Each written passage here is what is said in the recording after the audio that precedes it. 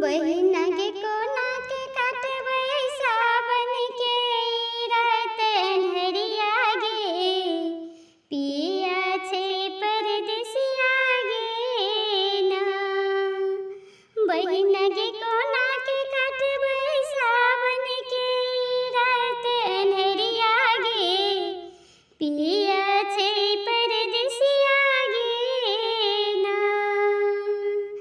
एक तरह तो अनार दूसर सूजन घर दुआर, एक तरह तो अनार दूसर सूजन घर दुआर। बहिना गे कोना के काटबै सावन के रात अन्हरिया गे पियबा छै परदेसिया गे ना। बहिना गे कोना के काटबै सावन के रात अन्हरिया गे पियबा छै परदेसिया गे ना। बहिना गे कोना के सुतबै कोहबर घर में असगर गे पिया जागल बॉर्डर प्यार ना। बहिना गे कोना के सुतबै कोहबर घर में असगर गे पियबा जागल बॉर्डर पार ना। बहिना गे कोना के काटबै सावन के रात अन्हरिया गे पियबा छै परदेसिया गे ना।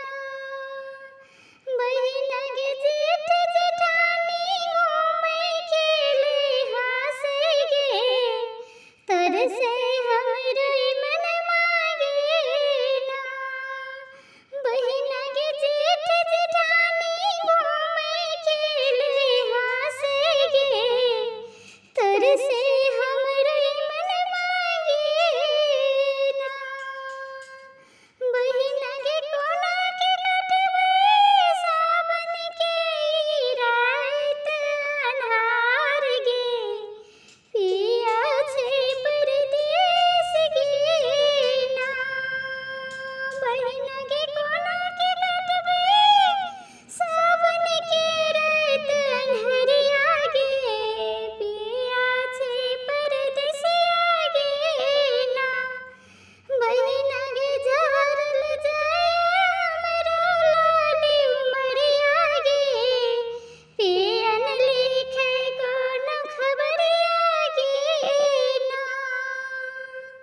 बहिना गे झरल जाय हमरो लाली उमरिया गे पियन लिखै कोनो खबरिया गे ना। अखिया से जहर ललोरवा बहिना गे सासु ननदी बोल को बोलिया ना। अखिया से जहर ललोरवा बहिना गे सासु ननदी बोल को बोलिया ना।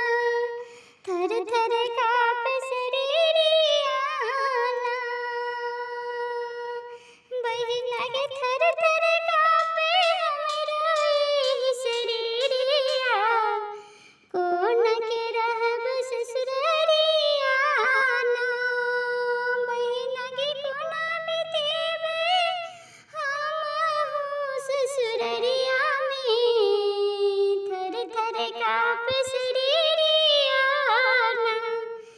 बहिना गे कोना के काटबै सावन के रात अन्हरिया पियबा छै परदेसिया ना।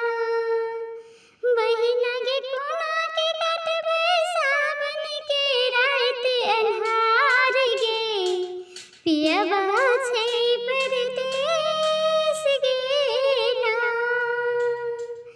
बहिना गे झरल जाय हमरो लाली उमरिया पियबन लिखै कोनो खबरिया ना।